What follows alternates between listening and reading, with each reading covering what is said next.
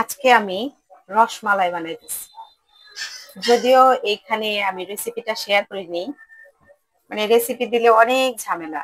এর জন্য আমি শুধু মানে রান্নার ফাইনাল লুকটা আপনাদের দেখাচ্ছি। এখানে রসমালাইগুলো প্রস্তুত হয়ে গেছে। এখানে আমি দুধের পরিমাণ নিয়েছি হচ্ছে 2 কেজি দুধ। আমি এখানে 1.5 কেজি পরিমাণ করে নিয়েছি, আর পাত্রটা কিন্তু আমার বেশ বড়, আর এখানে পরিমাণটা বোঝা যাচ্ছে না। এই আর কি হয়ে গেছে এখানে। আর এখানে যে মিষ্টিটা আমি ছাড়ছি না, এটা হচ্ছে আর 15 মিনিট ধরে জাল দিছি তো। 15-20 মিনিট ধরে জাল পারলেই হয়ে যায় মিষ্টিটা, মিষ্টি গোলাটা। আর এলাচ 2টা এলাচ দিছি। তো এখানে কিন্তু আমি দুধ অনেক পরিমাণ জাল দিছি, আর অনেকটা সর করে নিছি। যে এখানে সব সর এখানে দিয়ে দিচ্ছি, ঘন করে সর করে নিছি।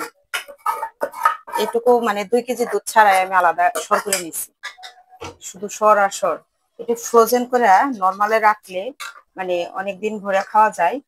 আর বাইরেরটার চাইতে বাসারটাই আর কি স্বাস্থ্যসম্মত, এই কারণে আমি এখানে রসমালাই বানাইছি। তো বক্সে ফ্রোজেন করে রাখার পর কিরকম হয় ফাইনাল লুকটা, সেটাও আপনাদের সাথে শেয়ার করব। আমি এটার মধ্যে রসমালাই রাখবো, যেহেতু রসমালাইয়ের বক্স এগুলাই থাকে, সেই কারণে এগুলোর মধ্যেই রাখবো, অন্য কোনো বক্সে রাখবো না।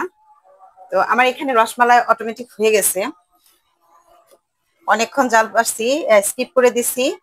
আর আমাদের বাসায় একটু রসমালাইয়ের মধ্যে একটু সর সর থাকলে বেশি পছন্দ করে, যার জন্য আমি সরটা একটু আলাদা করে দিছি, আপনাদের কিন্তু দেখাইছি।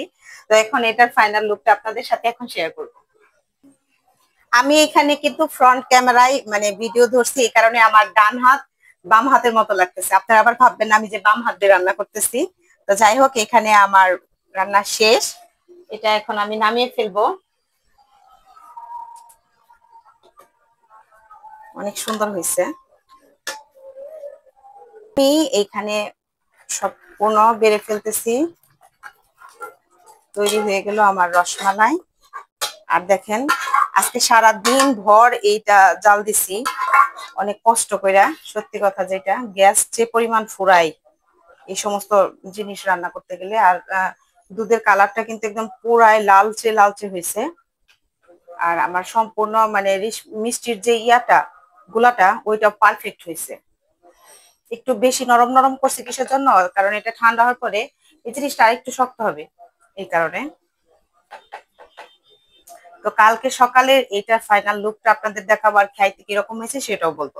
কারণ এখন তো হচ্ছে এটা ঠান্ডা না হলে খাওয়া যাবে না, এই আর কি। তৈরি হয়ে গেল আমার রসমালাই, আর এটা কালকে সকালে আপনাদেরকে দেখাবো। এখন প্রচুর গরম, খায়া টেস্ট করলে মজাটা বোঝা যাবে না। যদিও রসমালাইয়ের মতো পুরা গ্রানি বের হয়েছে, সত্যি কথা যেটা, দোকানের চাইতে কোনো অংশ কম হয় নাই। এই যে দেখেন আমার রসমালাই, আর সকালবেলা তৈরি হয়ে গেছে আমার। কত সুন্দর হয়েছে, অনেক সুন্দর হয়েছে কালার কমিউনিকেশনটা। আর দেখেন প্রত্যেকটা মিষ্টি গুলা যে আমি যে বানাইছি কতটা নরম। এই যে অনেক নরম, ইজি ভাবে কাইটা যায়। বিসমিল্লাহ। অনেক মজা হয়েছে রসমালাই, বাইরের চাইতে বাসারটা বেশি মজা।